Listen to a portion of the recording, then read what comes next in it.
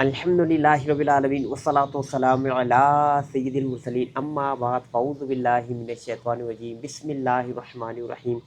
سلسلہ ہے روحانی علاج کا، اور آج کی ویڈیو میں ہم جانیں گے کہ اگر کسی شخص کو بچھو نے کاٹ لیا، بچھو جو ہے جنگلات میں یا پہاڑی علاقوں میں، شہروں میں تو بہت کم دیکھنے کو ملتا ہے، لیکن جو ریگستانی علاقے ہیں یا جو پہاڑی علاقے ہیں یا جنگلات میں ہے تو وہاں پہ بچھو جو ہے وہ کثرت سے پائے جاتے ہیں، اور وہاں کے رہنے والے جو ہیں وہ اس سے ڈیلنگ ان کی چلتی رہتی ہے۔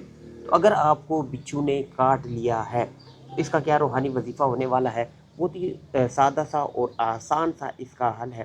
آپ نے کرنا کیا ہے؟ آپ نے کرنا یہ ہے کہ اگر بچھو آپ کو کاٹے تو سورہ ناس جو ہے قرآن مجید کی جو سب سے آخری صورت ہے، قل اعوذ برب الناس مالک الناس الہ الناس، یہ جو صورت ہے یہ مکمل جو ہے یہ آپ نے کیا کرنا ہے، یہ آپ نے 21 مرتبہ پڑھ کے جو ہے وہ دم کرنا ہے۔ جس جگہ پہ آپ کو کاٹ لیا وہاں پہ دم کرنا ہے۔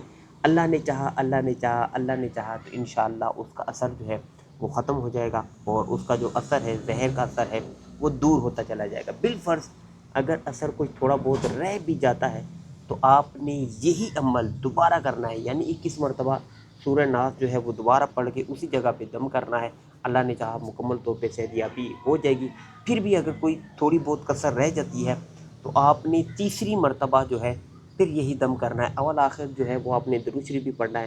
اللہ نے چاہا اس وظیفے کی برکت سے جو ہے وہ انشاءاللہ کیا ہوگا، بچھو نے اگر کاٹ لیا ہے تو اس کا جو ہے آرام ہو جائے گا۔ اللہ نے چاہا آپ کا مریض جو ہے وہ صحت یابی کی طرف آ جائے گا انشاءاللہ۔ انشاءاللہ اللہ تبارک و تعالیٰ نے چاہا تو وہ ٹھیک ہو جائے گا۔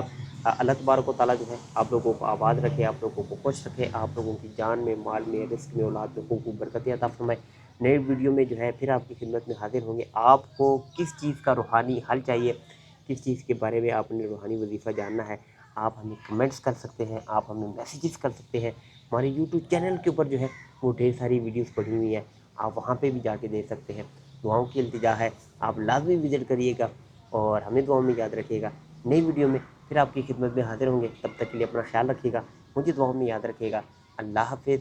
السلام علیکم ورحمۃ اللہ وبرکاتہ۔